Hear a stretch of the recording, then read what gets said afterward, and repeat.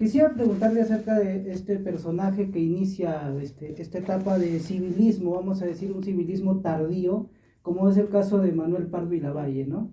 Este personaje es muy interesante, pero al mismo tiempo podríamos decir, ¿cómo podríamos definir la figura de Manuel Pardo en la política peruana de mediados del siglo XIX, ¿no?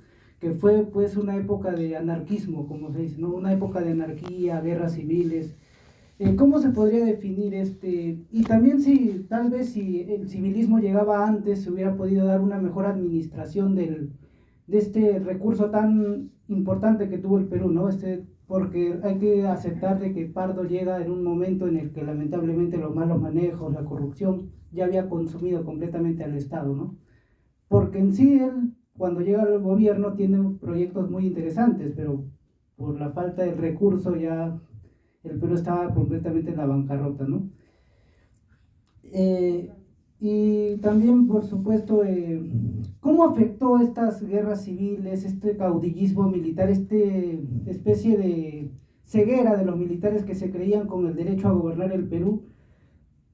Porque en un artículo del diario El Comercio leí en una ocasión de que decían de que el siglo XIX fue un siglo perdido para el Perú. Gracias. ¿Qué dirán del 20 y el 21? Para con esas tres preguntas y luego vamos a un segundo grupo de preguntas para no agobiar. Sí, vamos a empezar, sí.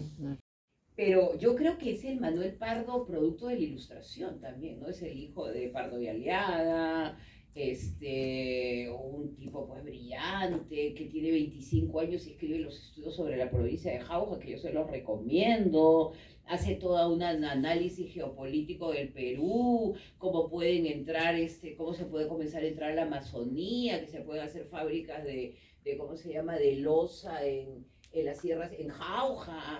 Es una mente espectacular, ¿no? Que ha tenido algo que hasta ese momento ningún presidente peruano tenía, que es un grado en economía. Estudios. Es un economista.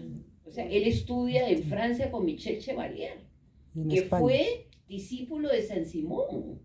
O sea, son estos personajes franceses que lo que quieren es fortalecer al Estado.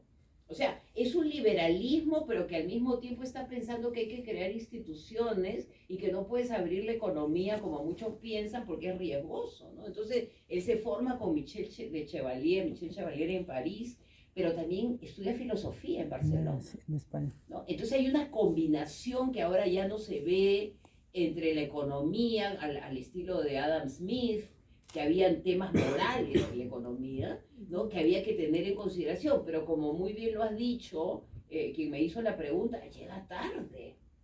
O sea, el Estado guanero está implosionando, han matado a Balta, han colgado a los Gutiérrez de la Plaza de Armas, y a los 2 años lo matan a él.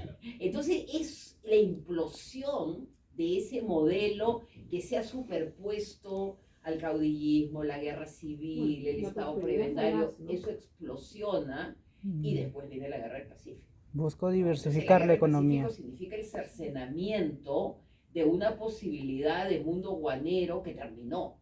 O sea, probablemente que esa amputación empuja al Perú a una diversificación económica que quizás hubiera llegado más tarde si no hubiera sido por la guerra, y que los chilenos después se dan cuenta de que eso les ha hecho daño, ¿no? Cuando dicen el Perú nos inyectó el veneno de los Borgia, y el veneno de los Borgia era el salitre, que los convierte en salitrodependientes, ¿no? Entonces hay toda un tema que cuando tú te das cuenta a principios del siglo XX, el Perú está creciendo más que Chile, ¿no? Y Chile se ha quedado ahí como paralizado con su a la guerra.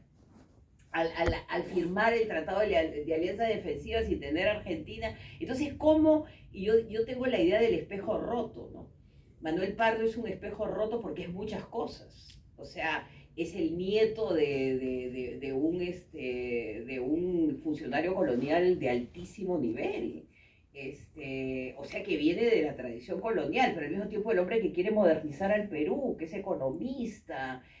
Entonces, todas esas contradicciones en un personaje que representa probablemente la necesidad de que la sociedad civil participe en política, que es lo que él prácticamente plantea con con el Partido Civil, que no es partido de Parlo, sino se llama Partido Civil, no Partido de los Ciudadanos.